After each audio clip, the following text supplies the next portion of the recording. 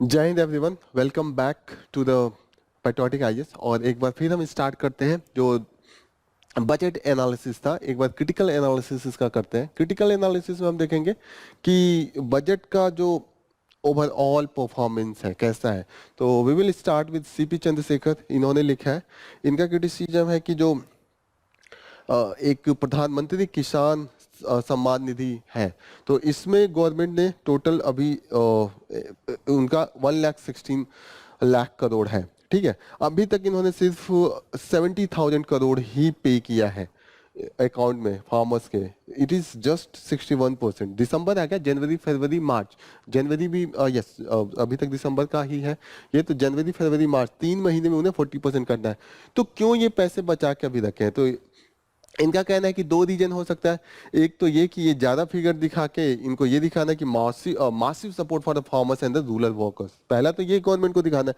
दूसरा ये दिखाना है कि अब इलेक्शन पास रहेगा अप्रैल मई में, हम मार्च में डाल देंगे, तुरंत पास में लोगों को पैसा आया रहेगा, तो they will convert it into the vote. ये 2019 में भी ये आया था, ये पूरा प्लान ही उसी समय आया था, तो उसका इम्पैक्ट देखने को मिला था। फिर इन्होंने कहा कि नेशनल फूड सिक्योरिटी है ये कंसिस्टेंटली डिक्रीज कर रहा है। जो सब्सिडी 2020-21 में था 5,41,330 करोड़ था, घट के 2,88,060 करोड़ पे आया है, और अभी घट के 2,08,000 के आसपास आ गया। तो दिस इज कंसिस्टेंटली डिक्रीजिंग। इन्होंने फिर बोला है कि जो increase in the profit from the dividends and the profit, ये दिखा रहे हैं इनकम ऑफ गवर्नमेंट। और इसमें तो मैक्सिमम जो है इनका, ऐसा नहीं है कि इन्होंने कुछ अपने बिजनेस या जो पब्लिक अंडरटेकिंग्स है वहां से आ रहे हैं, इन्होंने ट्रांसफर कराया है सेंट्रल गवर्नमेंट से, ऐसा इनका क्रिटिसिज्म है। और इसका बहुत डिबेट था, सेंट्रल गवर्नमेंट वो ट्रांसफर नहीं करता था, वो वाला अमाउंट अपने पास ही रखता था, लेकिन इस बार उन्होंने कराया है, तो इसलिए वहां पे थोड़ा सा इंक्रीज है। सेकेंड क्रिटिसिज्म जो है वो आर नागराज का है। ये he is associated with the Indira Gandhi institute of the development and research in the Mumbai. इनका यह है कि जो public investment 50 years interest free loan इन्होंने जो इंट्रोड्यूस किया है, this is very good and it will help in the creation of the, ये स्टेट का कैपिटल एंड ये बहुत प्रोडक्टिव होगा। क्योंकि जब स्टेट को हम कैपिटल फॉर्मेशन के लिए देंगे तो डिफरेंट इनकी नीड है उसको फुलफिल करेंगे। जैसे कि सोशल नीड हो सकता है कि एजुकेशनल इंस्टीट्यूट बनवा दें, हेल्थ के लिए आप हॉस्पिटल क्रिएट करें, या नए नए वो एम्प्लॉयमेंट अपॉर्चुनिटी क्रिएट करें to provide some of the initiation in the different projects. तो यहाँ पे लेकिन इन्होंने बोला है कि ये जो होता है वो फाइन ट्यून्ड होना चाहिए, जो ट्रांसफर लोन प्रोवाइड करना चाहिए, और ये स्टेट स्पेसिफिक रिक्वायरमेंट होना चाहिए। ये नहीं कि आप one size fit for the all बना रहे हैं। तो हो सकता है कि केरला को एजुकेशन और हेल्थ ऑलरेडी उनका डेवलप है, तो उनको उसमें नीड नहीं हो, उनको एम्प्लॉयमेंट जनरेशन में नीड हो सकता है बिहार को एम्प्लॉयमेंट जनरेशन की भी नीड हो, हेल्थ एंड एजुकेशन की उससे भी ज्यादा नीड हो, तो वो वहां पे करेंगे। केरला अपने अनुसार करेगा, मुंबई का अलग नीड है, गुजरात का अलग नीड है। तो डिफरेंट स्टेट, मुंबई नहीं Maharashtra, different state have their different need and as per that उनको वहां पे इन्वेस्ट करने का अपॉर्चुनिटी होना चाहिए। सेम वे में जैसे यहाँ पे हमने रिसर्च एंड डेवलपमेंट इनोवेशन के लिए भी 1,00,000 करोड़ रखे हैं, ये भी हम लोन प्रोवाइड करेंगे, इंटरेस्ट फ्री होगा, 50 इयर्स का है। तो इसमें भी इन्होंने कहा है कि यहाँ पे जो जीडीपी का इंडिया का रेशियो है with respect to the science and technology, ये रिसर्च एंड डेवलपमेंट इनोवेशन पे जो एक्सपेंडिचर है इंडिया में, वो सिर्फ 0.6% है। अभी हम 0.8% जाने की कोशिश कर रहे हैं। इन्होंने कंपेयर किया है चाइना से। चाइना जब स्टार्ट किया था 1996 में, 1996 में, दोनों इंडिया और चाइना का रेशियो सेम था, 0.8% with respect to the GDP. अभी चाइना का 2.2% है, इतना इंक्रीज हुआ है, नियर अबाउट 3 टाइम्स। लेकिन इंडिया का घट के 0.6 आ गया है। अब हम चाह रहे हैं कि 0.8 में जाए। इस 10 साल इनकी भी गवर्नमेंट रही, 10 साल यूपीए की भी गवर्नमेंट रही, इसके बीच में, लेकिन अभी भी इतना ही है। तो ये इसका इम्पैक्ट आएगा। इन्होंने कहा है कि ये पॉजिटिव डेवलपमेंट है, इसका इम्पैक्ट इसको इंक्रीज करने में दिख रहा है। फिर इन्होंने कहा कि रूफ टॉप जो सोलर 1 करोड़ पैनल हम इंस्टॉल करने वाले हैं हाउस होल्ड पे, वहां पे एक इशू आएगा, जो pricing of electricity and differential pricing for the small consumers. यहाँ पे देखना पड़ेगा कि इसको रिजॉल्व करने के बाद ही इसका इम्प्लीमेंटेशन अच्छे से हो सकता है। यहाँ पे थोड़ा सा क्रिटिकल व्यू है कि जो बजट में इन्होंने एफडीआई को क्लेम किया है गवर्नमेंट ने, वो कहा है कि दुगुना है पिछले 10 सालों का। तो इन्होंने कहा है कि ये जो फिगर है वो ट्रू फैक्ट को नहीं रिप्रेजेंट कर रहा है, क्योंकि जो मैक्सिमम पीक जो था FDI inflow with respect to the GDP वो 2007-8 में था और ये 3.5% था ऑफ द जीडीपी। अभी जो है ये 1% इन्होंने बोला है कि जो रेशियो चल रहा है। तो और मैक्सिमम इसलिए एग्जिट हुआ था क्योंकि exit by the private equity Capitals, वो एग्जिट कर गए थे जो उन्होंने वो किया था, जिसको कई बार हम लोग हॉट मनी भी कहते हैं। तो ये फ्लो हो गया था। हाँ, इन्होंने बोला है कि जो हमारा एफडीआई है वो अभी जो आया भी है उससे इतना जॉब भी नहीं क्रिएट हुआ, क्योंकि वो ओनरशिप लेने के लिए आए। ऐसा नहीं है कि नए प्रोजेक्ट में आता है तो नए जॉब क्रिएट होते हैं। जो ऑलरेडी पहले से एस्टेब्लिश है उसका आप ओनरशिप ले लेते हैं। फॉर एग्जांपल, जैसे कि फ्लिपकार्ट पहले से इंडिया में था, ठीक है, उसको वॉलमार्ट ने ओन कर लिया। एफडीआई तो आया लेकिन कहीं ना कहीं नया तो क्रिएट नहीं हुआ ना, ऑलरेडी स्टेब्लिश था, जॉब तो उतना ही था। तो यहाँ पे इन्होंने कहा कि जो मॉडेस्ट इम्पैक्ट हुआ है। और इन्होंने यहाँ पे फर्दर बोला है कि जो कोविड-19 पैंडेमिक का इम्पैक्ट था एम्प्लॉयमेंट पे, वो अभी भी स्टैग्नेटेड है continuously. Despite this we have come out of this कोविड-19 pandemic, but the employment is still stagnated. और जो क्रिएट भी हो रहा है वो अनपेड फैमिली का है, डिसगाइज्ड एम्प्लॉयमेंट है। डिसगाइज्ड एम्प्लॉयमेंट का मतलब होता है कि जहाँ पे लोग जरूरत नहीं है वहाँ पे भी काम कर रहे हैं। जैसे हमारे घर में 4 लोग हैं, एक दुकान है, किसी को और कहीं जॉब नहीं मिला है तो चारों जाके दुकान में बैठेंगे, एक ही चला सकता है। किसी घर में 10 मेंबर हैं, उनका खेती है, अब वो 10 लोग उस फील्ड में जाके लगे हैं, भले वो एक ही हेक्टेयर है, उसमें सिर्फ 2 लोगों की जरूरत है, 8 लोग एक्स्ट्रा कर रहे हैं, उसका कोई अलग से प्रोडक्टिविटी नहीं है। इन लोगों का 0 है, सिर्फ 2 लोगों का प्रोडक्टिविटी है।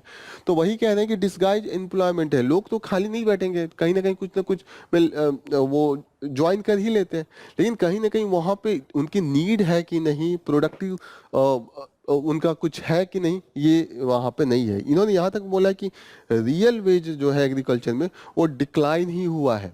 अब कैसे डिक्लाइन हुआ है? वो लगेगा कि बढ़ा, जैसे आपको ऐसे मनी वैल्यू में यहाँ पे लगेगा कि आपका 100 से 150 हो गया है, ठीक है, 150 हो गया है। लेकिन आप अगर ऐसे काउंट करेंगे 100, 150, तो आपको लगेगा कि ये जो 100 है ये करते थे तो इसमें वेजिटेबल खरीद लेते थे, फिर ये इसमें वीट खरीद लेते थे, राइस खरीद लेते थे, ठीक है। अब इन्होंने सोचा था 150 होगा जब, तो वो मिल्क भी लाएंगे, एग भी लाएंगे, ठीक है, ये इनका था। पर यहाँ पे इन्होंने किया तो इन्होंने देखा 150 में तो और ये वेजिटेबल भी नहीं आ पा रहा है, सिर्फ वीट, राइस और वेजिटेबल है, उसमें से सिर्फ पहले 4 खरीद पाते थे, अब 2 ही खरीद के इनको करना पड़ा, सिर्फ आलू से काम चला रहे हैं। तो यहाँ पे क्या हुआ, रियल वेज कम हो गया, क्योंकि इन्होंने जो with respect to the other commodity inflation के कारण रियल वेज कम हो जाता है, ठीक है ना। तो यस, आपने सुना होगा कि आपके फादर के टाइम में उनकी इतनी इनकम होती थी, उसमें क्या क्या हो जाता था, सिर्फ उनका 500 1000 लोग कमा के करते थे, आज वो 50,000 कमा के नहीं कर पा रहे। क्यों? क्योंकि रियल वेज नहीं बढ़ा, just it has inflated with the inflation of the other price, other commodities. तो यहाँ पे इन्होंने ये बोला है, ठीक है। इन्होंने बोला है कि जो बेनिफिट भी आ रहा है वो कुछ सेक्शन में आ रहा है, जैसे कि receiving rent, interest and profit, और जो ऑलरेडी पहले से है। जैसे मेरे किसी के पिताजी किसी के बना के गए, 4 मकान है, वो कुछ काम नहीं कर रहा है, वो किराए से 2 लाख रुपए वो कर रहा है, लेकिन जो रियल में वर्क कर रहे हैं उनको वो इनकम में इंक्रीज नहीं हुआ है, सैलरी में इंक्रीज नहीं हो रहा है। तो कुछ लोगों को के पास ये प्रॉफिट जा रही है और वहां पे there productivity is not that much productive, उनकी जो है ना रियल प्रोडक्टिविटी नहीं है, उनको ऑलरेडी इंटरेस्ट क्या पहले से पैसा आपने दिया है और वो आपको अब 4% 5% पर महीने पर मंथ का लेके दे के आ रहे हैं, आप आराम से खा रहे हैं। This is not, this is the एक तरीके से ये प्रोडक्ट, ये वाली जो इनकम होती है उससे समाज को उतना नहीं होता है बेनिफिट। फिर यहाँ पे बोला है कि during the last 10 years we have witness the rise of the agriculture force slightly decline in the manufacturing. तो जो मैन्युफैक्चरिंग का इन्होंने कहा है कि प्रीमेचर डी इंडस्ट्रियलाइजेशन है। प्रीमेचर डी इंडस्ट्रियलाइजेशन का मतलब एक ट्रेंड होता है किसी भी इकोनॉमी में, पहले मैक्सिमम पॉपुलेशन एग्रीकल्चर में होता है, 3 लेवल पे होता है। एग्रीकल्चर में हुए, फिर एग्रीकल्चर से मैन्युफैक्चरिंग में,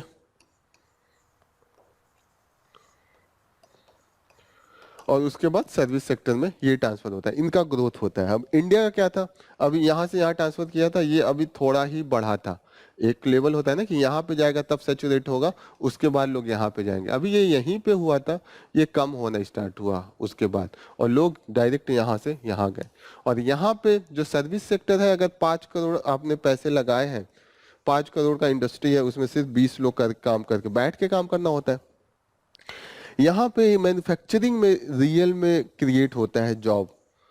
यहाँ पे अगर आप 5 करोड़ लगा लिए तो 500 लोग इसमें मिलके काम करेंगे। This is the manufacturing sector that provide the job opportunity. और एग्रीकल्चर का एक लिमिट होता है, उसके बाद उसमें प्रोडक्टिविटी नहीं बढ़ती है। आपके खेत है, उसके बाद उसमें ज़्यादा प्रोडक्शन के चांसेस नहीं होते हैं। मैक्सिमम 10 क्विंटल में पहुंचे, ऐसा नहीं है कि सडनली 10 से आप 1000 क्विंटल पे जाएंगे। 10 से 20 तक जा सकता है मैक्सिमम, और उसकी इतनी ज़्यादा जो मनी वैल्यू होती है नहीं होती है। मनी वैल्यू यहाँ से फिनिश प्रोडक्ट होता है, इसमें सर्विसेज में होता है, इसमें होता है। इंडिया में प्री मेच्योर्ड है, बिना इसका जो लेवल है, जनरली एक लेवल होता है ना कि मैन्युफैक्चरिंग यहाँ तक जाता है कि 50% लोग यहाँ पे वर्क करते हैं। यहाँ पे तो अभी 17% जाते जाते ये डिक्लाइन होने लगा। फिर इसमें लोग गए और उसमें जॉब क्रिएशन हो नहीं रहा है, पैसे भले दिख रहे हैं। इंडिया में ये इशू है। इन्होंने कहा है कि, तो इसको लेके इन्होंने कहा है कि गवर्नमेंट का जो है ना वो इस पे फोकस होना चाहिए कि कैसे इन सब इंडस्ट्री पे काम करे। जैसे कि गवर्नमेंट ये नहीं सोच पा रही है कि जो चाइना से हमें इंपोर्ट कर रहे हैं काफ़ी हाई है। 1/3 of the trade deficit overall जो इंडिया का, वो सिर्फ चाइना से है। जो ओवरऑल अगर 100 रुपए का हमारे वहाँ इम्पोर्ट अधिक आ रहा है। इम्पोर्ट डेफिसिट क्या होता है? इम्पोर्ट डेफिसिट होता है जैसे कि आप यहाँ से एक्सपोर्ट कर रहे हैं बाहर 200 रुपए का, और टोटल मैं सिंपल फॉर्म में बोल रहा हूँ, और 300 रुपए आपके वहाँ आ रहे हैं। 300 रुपए का बाहर से आपके वहाँ आ रहे हैं, तो माइनस 100 रुपीज ओवरऑल आपके घर से जा रहा है। ये आप बाहर पे कर रहे हैं ना, ये आप भेज रहे हैं इतना पैसे का सामान, तो आप 200 रुपए आपको मिला, उसने 200 दिया, लेकिन आप तो उसके सामान को 300 का ला रहे हैं, तो 300 का दिए, तो 100 रुपए ओवरऑल निगेटिव में गया। तो इसे कहते हैं ट्रेड डिफिसिट। ये है ट्रेड डिफिसिट। ट्रेड डेफिसिट जब इंपोर्ट ज्यादा होता है एक्सपोर्ट से। तो चाइना का जो है इतना ज्यादा हाई है कि जो इंडिया का अगर 1000 का ट्रेड डिफिसिट है, तो उसमें 1/3 330 रुपए कहाँ से आ रहे हैं? ये चाइना के को हम लोग दे रहे हैं, और वो बहुत क्रिटिकल एरिया में ट्रेड डिफिसिट है। जैसे कि अगर वो रोक दे भेजना, जैसे कि एपीआईज है, एक्टिव फार्मास्यूटिकल इंग्रेडिएंट्स कहते हैं, ये फार्मास्यूटिकल इंडस्ट्री में बहुत इंपॉर्टेंट है। जो आप मेडिसिन खाते हैं ना, वो बेसिक्स बनाने के लिए जो मटेरियल होता है वो चाइना से आता है। जैसे जो आप मटेरियल मोबाइल फोन में यूज होता है, रेयर अर्थ मटेरियल या इलेक्ट्रॉनिक्स डिवाइसेस में, वो चाइना से आता है। तो वहाँ का हम अल्टरनेट नहीं ढूंढ पा रहे हैं। और जो इंडिया ने स्टार्ट भी किया था मेक इन इंडिया, आत्मनिर्भर भारत, इसका कोई रिजल्ट ही नहीं है। जैसे हम कह रहे थे कि 2015 में कि एक स्मार्ट सिटी बनाएंगे, हर एक सिटी इंडिया का लंदन जैसा हो जाएगा। 4-5 साल बाद में उसका रिजल्ट देखे बिना हम नया एम बना लेते हैं। जैसे है ना, अभी हम बना दें कि 2037 में डेवलप्ड हो जाएंगे। अभी जो एम था उसका कुछ एनालिसिस ही नहीं है। जैसे हमने कहा था फार्मर्स इनकम 2022 में हम डबल कर देंगे 2017 में। फिर स्किल्ड इंडिया की बात करी थी। मेक इन इंडिया में क्या हो रहा है कुछ पता ही नहीं है। मेक इन इंडिया नहीं अभी पता चला, तब तक आपने आत्मनिर्भर भारत अभियान बोल दिया कि ये आत्मनिर्भर अभियान हो गया। तो where this is going, same चीज था ना मेक इन इंडिया। तो ये कह रहे हैं कि जो हमें शॉर्ट कमिंग्स है उस पर हम नहीं ध्यान दे रहे हैं, और ये एड्रेस किए बिना हम एक प्रॉपर एक स्टेबल कंडीशन में नहीं पहुंच पाएंगे। कहीं ना कहीं ये आगे जाके क्राइसिस क्रिएट करेगा। जो लैक ऑफ एम्प्लॉयमेंट है, वेज ग्रोथ है, ये सब चीजें असली इशू है, इस पे हम नहीं फोकस कर पा रहे। तो this is all about, this is the critical analysis. Mainly हमको जानना है कि जो फर्स्ट पार्ट में हमने डिस्कस किया कि क्या मेजर बजट है, ये अब कभी क्रिटिकल एनालिसिस आ जाए तो कुछ पॉइंट आपको होने चाहिए कि हम इस पे काउंटर कर सकते हैं। This is just for that, this is all about, इसीलिए इसको शॉर्ट में लिया है। So we will know just this area of the criticism. That will be fine to write a critical analysis whenever the question is on the that aspect. Okay. Okay. So here we will conclude our session और यहाँ पे हम बंद करते हैं, conclude करते हैं. Thank you for joining the session. Once again, all the best. जय